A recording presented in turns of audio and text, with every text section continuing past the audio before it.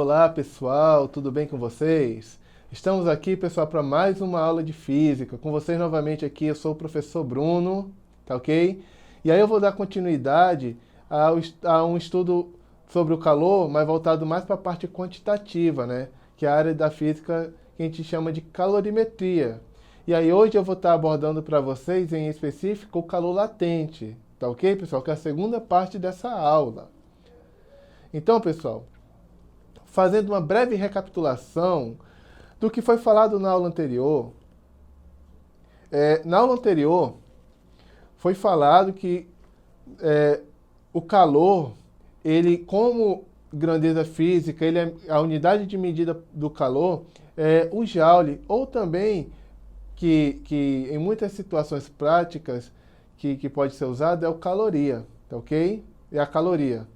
Só que no caso, no Sistema Internacional de Unidades, que se usa como padrão é o Joule, tá ok? Mas na prática, com mais frequência será usada a caloria. Certo, pessoal?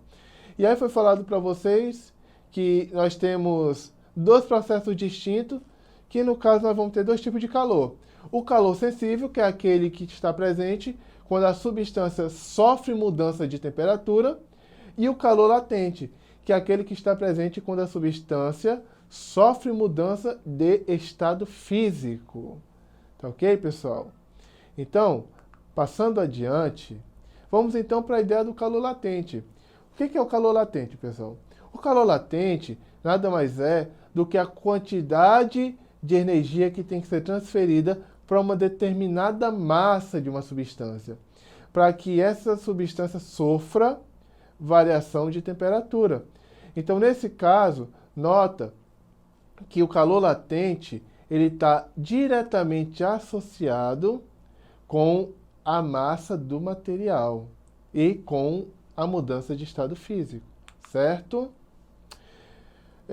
Lembrando a vocês, pessoal, que estejam com caderno e caneta em mãos, porque é fundamental que vocês façam as observações e as anotações de vocês, sempre que acharem pertinente. Eu quero que vocês confiram aqui comigo agora na imagem, ok? Observem que aqui tem uma tabela. Nessa tabela, pessoal, nós temos aí o ponto de fusão e de ebulição de várias substâncias.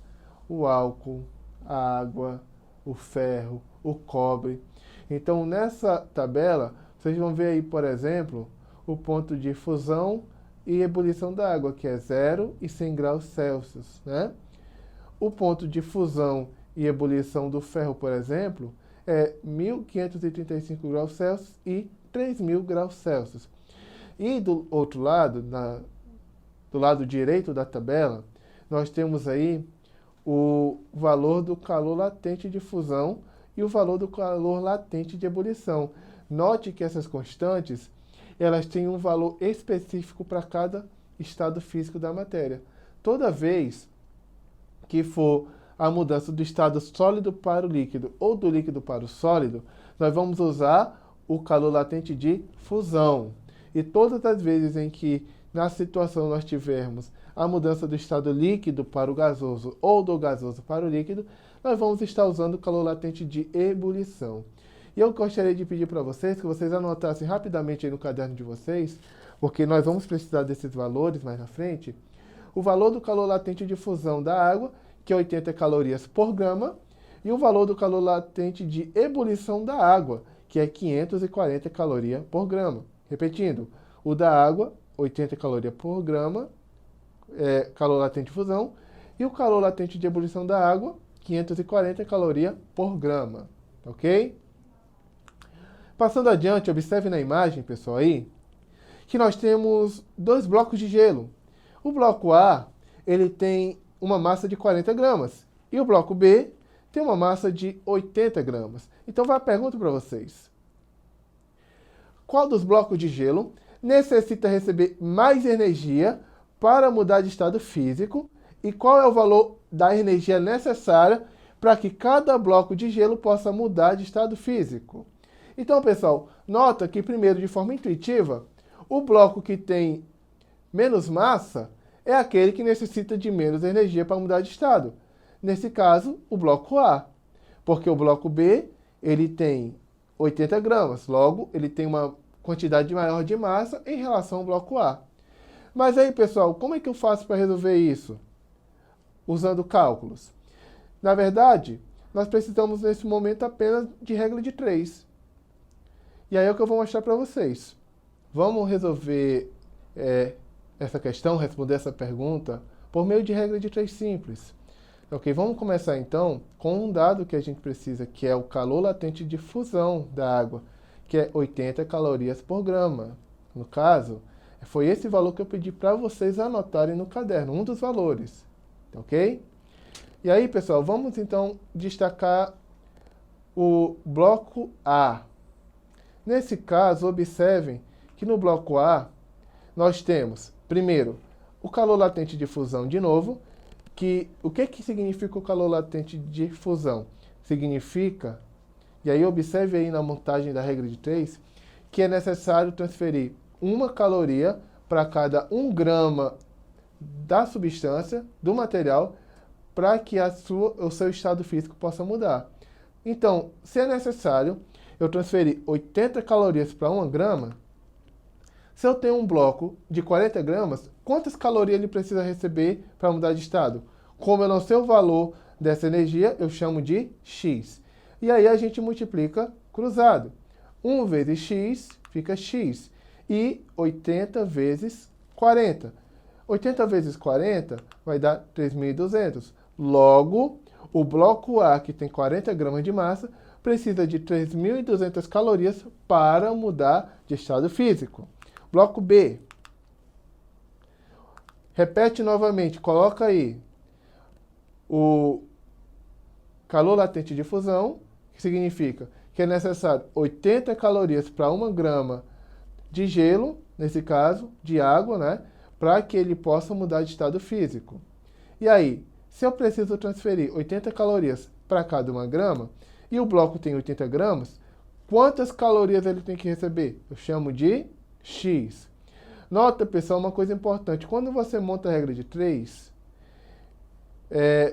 e é uma regra de 3 simples, né, nesse caso, tenham cuidado de colocar a unidade de medida abaixo da unidade de medida, tá ok?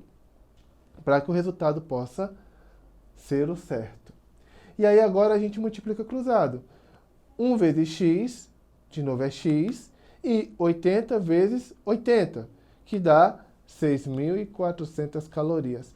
Então nota que o bloco B, por ter mais massa, precisa receber mais energia para mudar de estado físico. Tá ok, pessoal? Agora, pessoal, preste atenção em mim, ok?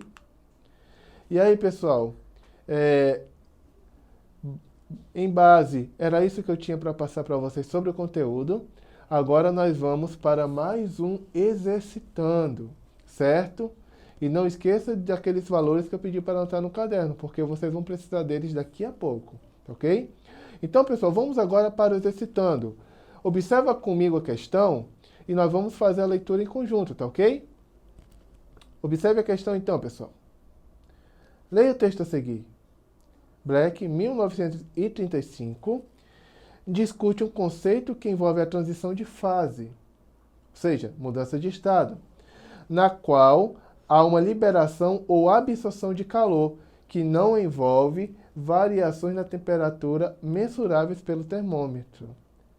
Então, pessoal, o texto descreve o calor. Que tipo de calor? Letra A, molar. Letra B, sensível. Letra C, latente. Ou letra D, específico. Então, vamos voltar ao corpo do texto e analisar novamente. Nota que, por algumas informações que aparecem no texto, você consegue chegar de modo direto na alternativa certa. Então, observa agora aí no texto a parte que eu estou destacando para vocês. Não envolve variações na temperatura mensuráveis pelo termômetro. Então, observem que essa parte que eu destaquei diz que não envolve o quê? Variação da temperatura, pessoal. Logo, se não tem variação na temperatura, que tipo de calor nós temos? Se a única coisa que nós temos aí é transição de fase, mudança de estado, logo, não pode ser molar, não pode ser específico e, nesse caso, nem sensível, porque, como está destacado aí no texto, diz que não envolve variação na temperatura. Então, a alternativa que sobra é a alternativa C, latente, que é o calor envolvido quando nós temos mudança de estado físico da matéria, pessoal. Pessoal, vou passar para casa aí, observa aí no texto, aí na imagem, um desafio para vocês. Considerando um recipiente com 5 litros de água, responda em qual processo é necessário mais energia. A água tornar-se gelo ou a água tornar-se vapor. Calcule o valor da energia necessária em cada processo. Então, o que vocês vão fazer nesse desafio? Você vai pegar aí 5 litros de água, leve em consideração, pessoal, e a dica, até anota no caderno se você achar pertinente, que a densidade da água equivale a 1 kg por litro. Então, pela densidade da água, você pode saber quanto de massa de água tem nesses 5 litros de água. E aí você vai calcular, usando regra de 3, tá ok? Em qual situação é preciso mais energia. Se é necessário mais energia para a água mudar do estado sólido para o líquido ou a água mudar do estado líquido para o gasoso. E não esqueça, pessoal, que a unidade de medida da massa que vocês vão usar é o grama. E o valor que se encontra aí para a densidade está em quilograma. Então tenha cuidado para você não se confundir com a questão das unidades de medida. Como sugestão de pesquisa para vocês, eu quero que faça uma pesquisa da presença do calor latente no nosso cotidiano, ou seja, situações do dia a dia em que nós temos a presença do calor sensível. E como sugestão de pesquisa também, procurem por resoluções de questões em que nós temos tanto o calor sensível como o calor latente introduzidos na questão, tá ok? Então, pessoal, preste atenção em mim agora. Nós vamos ficando por aqui. Eu agradeço a vocês pela atenção, ok? Espero ter ajudado vocês. Não esqueça, pessoal, de acessar os demais conteúdos presentes na plataforma Eduque, tá ok? Forte abraço, fique com Deus e tchau!